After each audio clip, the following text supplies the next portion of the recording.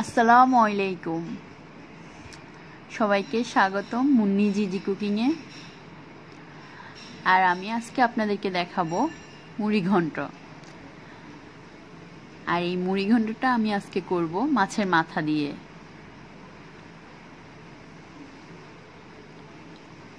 খুব সহজে ঘরে কিভাবে মুড়ি ঘন্ট করা যায় সেটা আমি আপনাদেরকে করে দেখাবো। আর আমার কাছে সব সময় মনে হয় যদি গোস্তের পরিবর্তে কিছু থাকে তাহলে এই মুড়ি ঘন্টটাই আছে। আশা করি আপনাদের কাছে ভালো লাগবে এই মুড়ির ঘন্ট। তো চলুন শুরু করা যাক।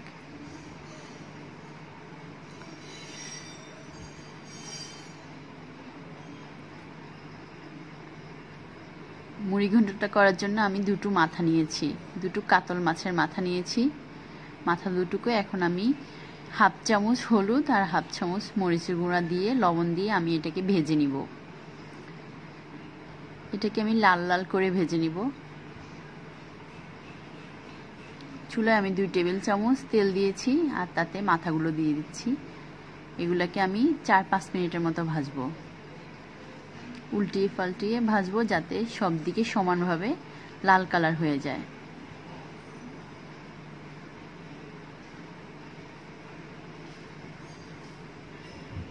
আর এই মাথাগুলো অবশ্যই আপনার ভালো করে ভাজতে হবে, না হলে খাওয়ার সময় মাথার ভিতর থেকে অনেক সময় একটা গন্ধ আসে বা কাঁচা কোনো ভাব থাকলে দেখা যায় খেতে অতটা টেস্ট আসে না। এই জন্য আপনাকে খুব ভালোভাবে ভাজতে হবে এই মাথাটা।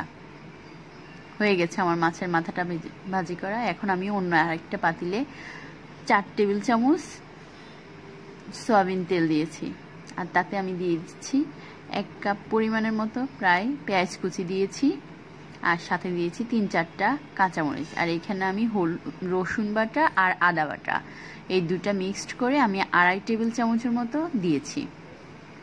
এখন আমি এগুলাকে একটু নেড়ে চেড়ে যখন একটু ভাজা ভাজা হয়ে যাবে তখন এটার সাথে আমি দিয়ে দিচ্ছি এখানে জিরা পেস্ট। জিরা পেস্ট দিয়েছি এখানে আমি 1.5 টেবিল চামচ।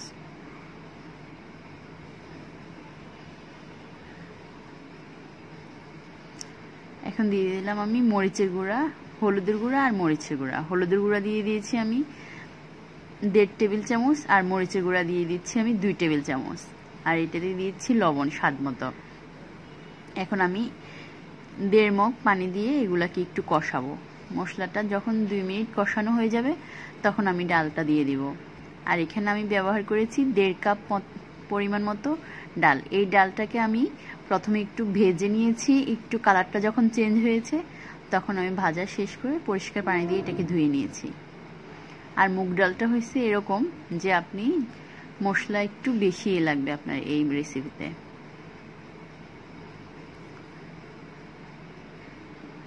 দুই 1 মিনিটের মধ্যে আমার পানিগুলো শুকিয়ে যাচ্ছে। এখন এটাকে আমি প্রায় 7 মিনিটের মতো এটাকে আমি কষাবো এইভাবে, একদম লো আছে, লো এর থেকে একটু বাড়িয়ে দিয়ে আমি এটাকে কষাবো। 5 থেকে 7 মিনিটের মতো কষাবো।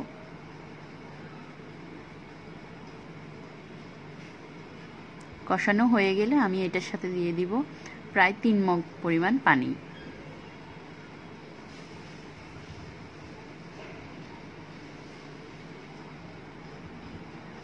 আর এই পর্যায়ে আমি চুলার আঁচটাকে খুব জোরে রাখবো, হাই হিটে রাখবো।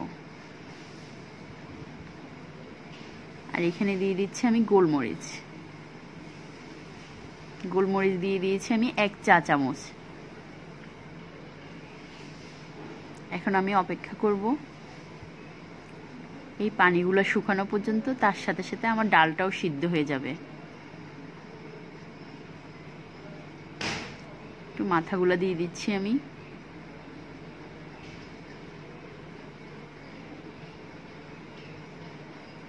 প্রায় 15 মিনিট পরে আমার ডালটা এরকম হয়েছে। আর আপনারা যদি ঝোলটা আরও কম রাখতে চান তবে অবশ্যই মনে রাখবেন এটা ঝোল আরও শুকাবে। এই ডালটার বৈশিষ্ট্য হলো এটা গলবে না, বাট ভিতরে পুরো সিদ্ধ হয়ে যাবে। দেখুন আপনারা একটা ডালও গলে নাই, একটা ডালও ভাঙে নাই। এখন আমি 4-5টা কাঁচামরিচ দিয়ে দিয়েছি। হুবহু রেসিপি যদি আপনারা ফলো করেন তাহলে অবশ্যই আপনাদের কাছে অনেক ভালো লাগবে আর অবশ্যই অনেক মজা পাবেন আপনারা। ইনশাল্লাহ। রান্নাটা আমার কমপ্লিট হয়ে গেছে। আশা করি আপনারা আমার কথাগুলো বুঝতে পেরেছেন এবং রেসিপিটা আপনাদের কাছে ভালো লাগবে।